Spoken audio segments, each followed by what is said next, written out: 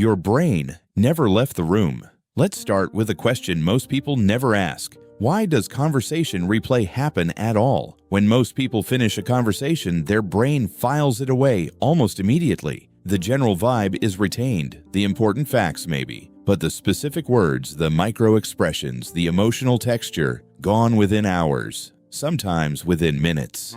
Your brain doesn't do that. Your brain is still in the room. It's still sitting across from that person. It's still running through what was said, what wasn't said, what could have been said, and what all of it means. Neuroscience has a name for this. It's called ruminative processing. But here's the critical thing. Almost every pop psychology video gets wrong about it. Ruminative processing is not inherently negative. The negative kind, the destructive loop, is called maladaptive rumination. But the kind that drives insight, social intelligence, and pattern recognition, that's called reflective processing. And research from the University of Michigan shows that people who engage in deep reflective processing consistently demonstrate higher emotional intelligence, better conflict resolution skills, and more sophisticated social awareness. So before we go any further, understand this. Your replay is not a glitch. It's a feature. The question is whether you're using it or whether it's using you.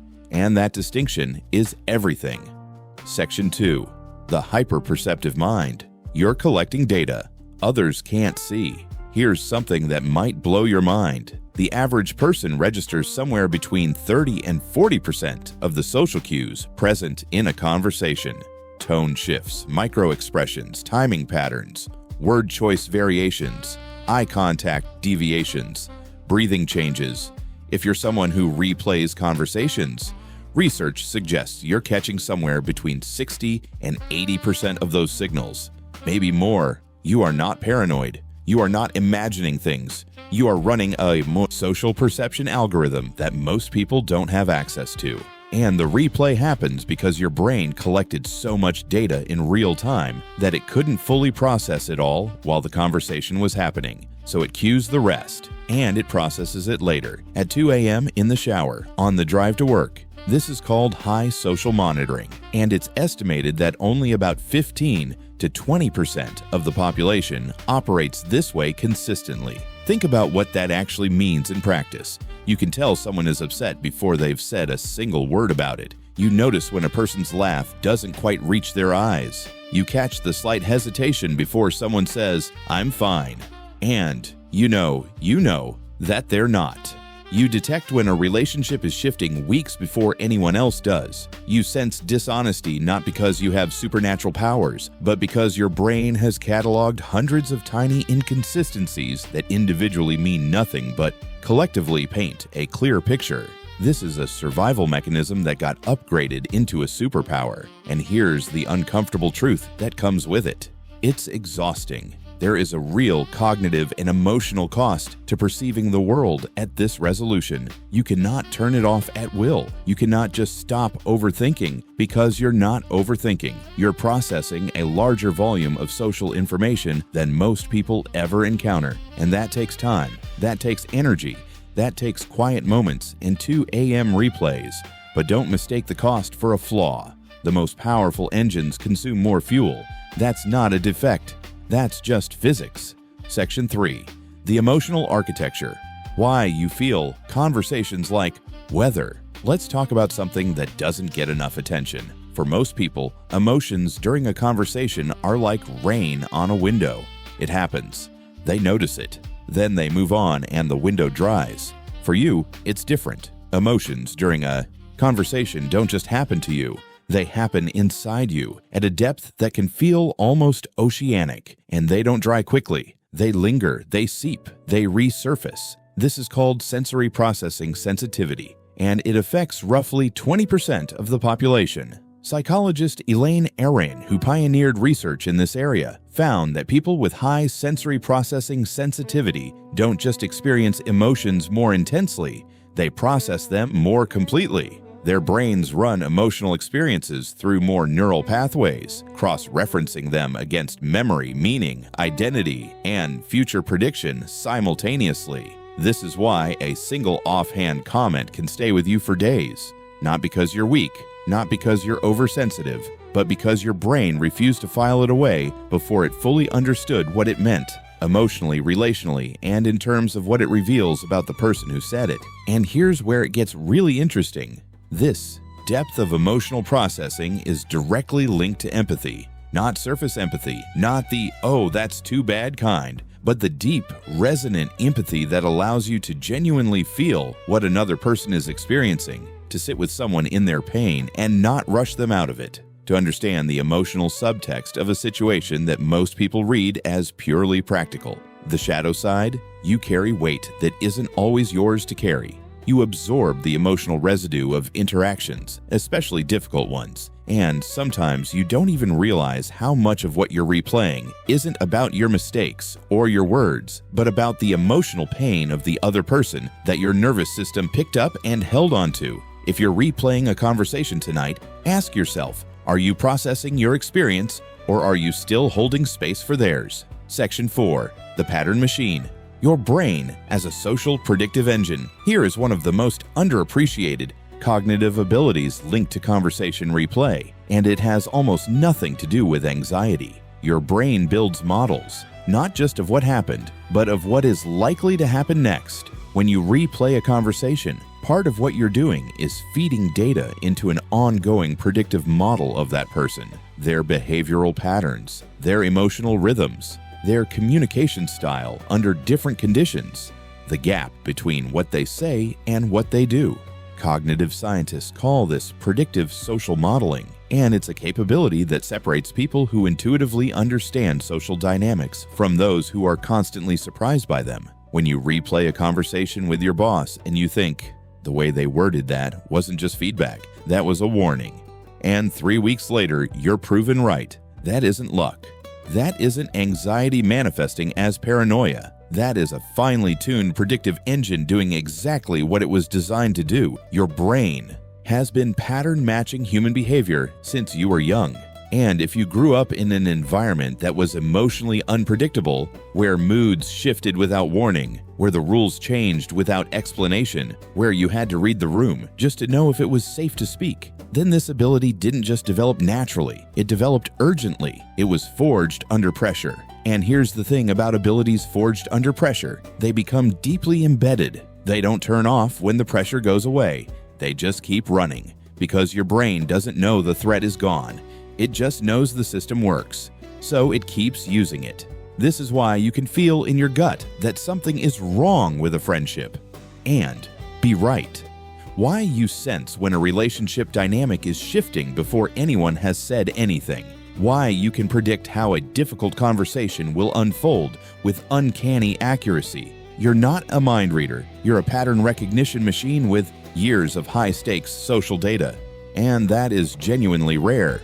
Section 5. The Hidden Wound. When replay is rooted in survival, we go deeper, and this is important. Please stay with me. Not all conversation replay is analytical. Not all of it is a gift. Some of it, and you probably know which kind I'm talking about, is something else entirely. It's the replay that loops without resolving.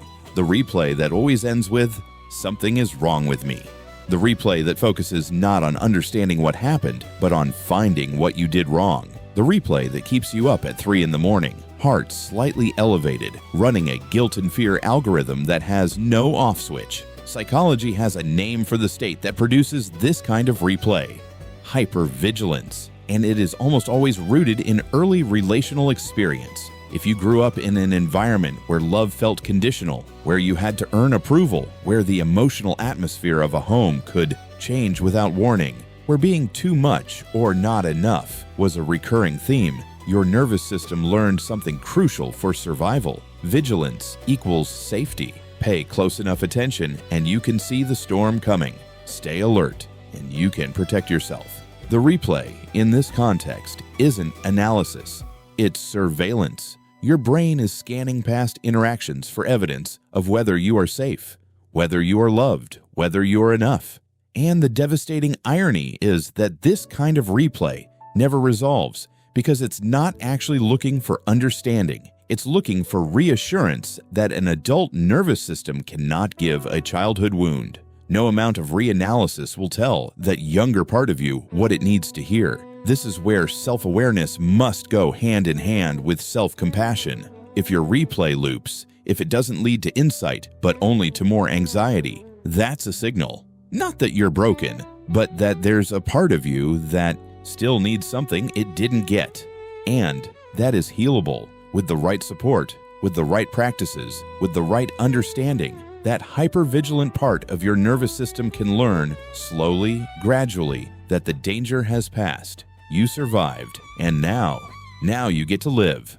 Section 6. The memory that holds everything. Let's talk about something that might feel like a curse, but is actually one of the most remarkable cognitive traits linked to conversation replay. Your verbal memory is exceptional. Most people within 24 hours of a conversation retain the general meaning, but lose most of the specific language. The words dissolve. The tone evaporates. What's left is a rough impression.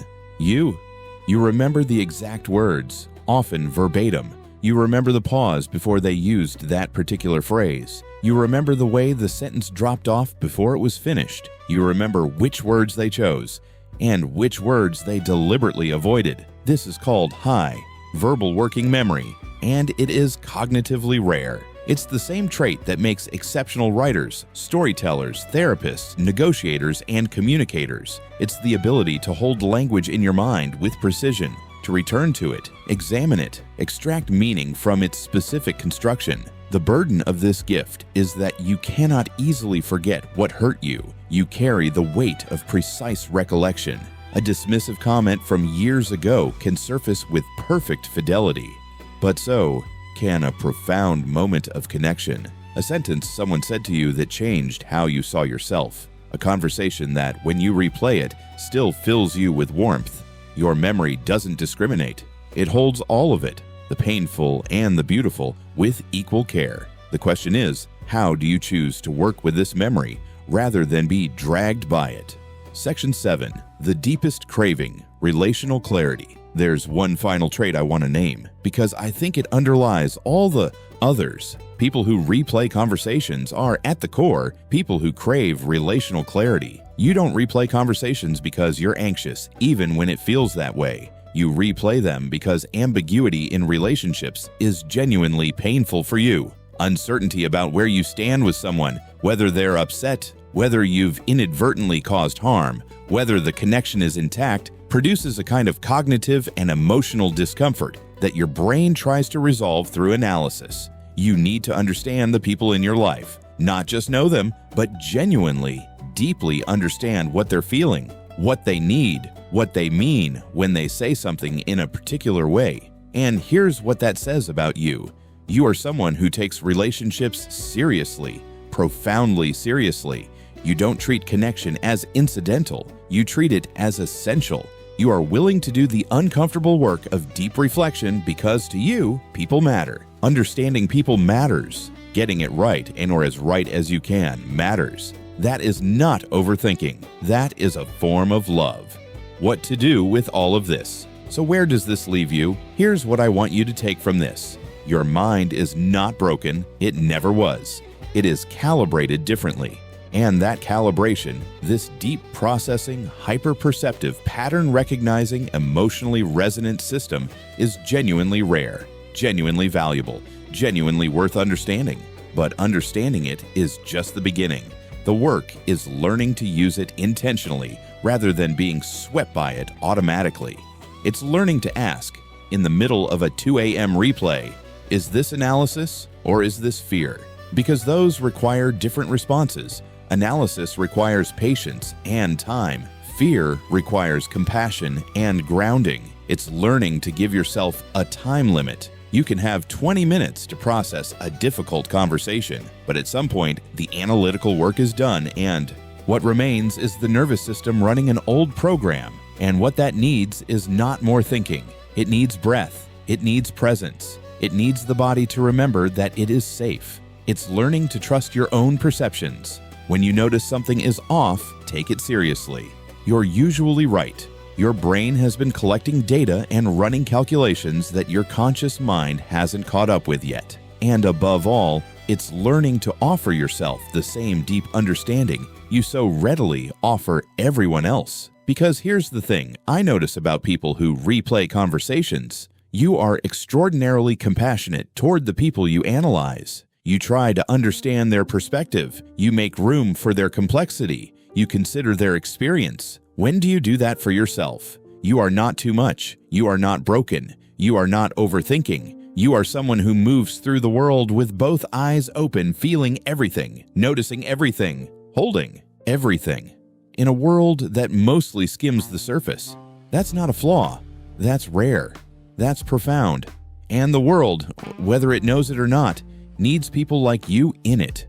So the next time you catch yourself at 2 a.m., still in that room, still in that conversation, take a breath, put a hand on your chest, and say, "My brain is doing what it was built to do.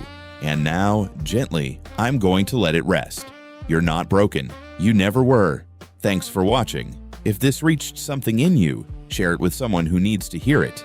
And subscribe, because we go this deep every single time.